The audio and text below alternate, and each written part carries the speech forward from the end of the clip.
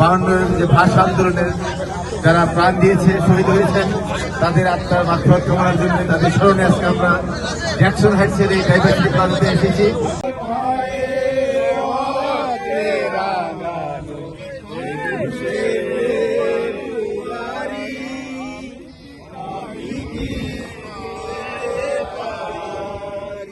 Jackson Heights Bangladeshi business অ্যাসোসিয়েশনের সভাপতি এবং যুক্তরাষ্ট্রের মূলধারার রাজনীতিবিদ গিয়াস আহমেদ বলেছেন, 52 সালে ভাষার জন্য সালাম রফিকরা প্রাণ দিয়েছেন, আর 2024 সালে দেশকে পুনরায় স্বাধীন করতে অনেকেই প্রাণ দিয়েছেন।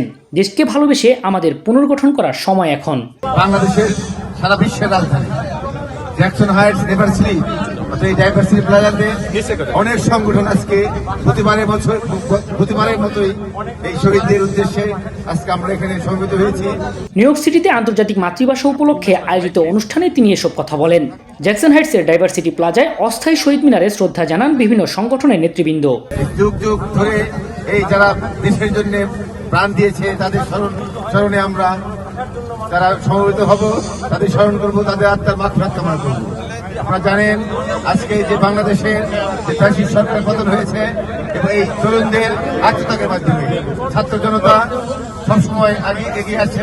অতএব আমরা ছাত্র জনতায় আমেরিকা থেকেও ছাত্র জনতা বাংলাদেশের গণতন্ত্র আন্দোলনে সংগ্রাম করেছে, আত্মীয়তা দিয়েছে।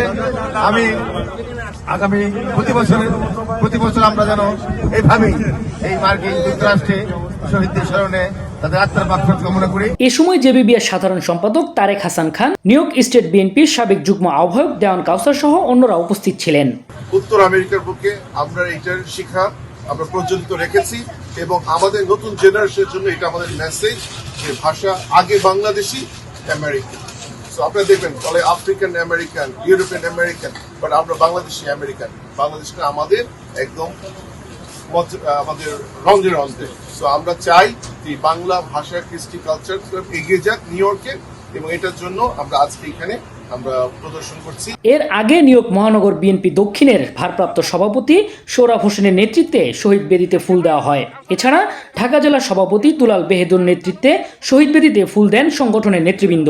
এছাড়া দোহার উপজেলা ছাড়াও বিভিন্ন অঙ্গ সংগঠনের নেতৃবৃন্দ তীব্র শীত উপেক্ষা করে শহীদ মিনারে ফুল দিয়ে শ্রদ্ধা জানান।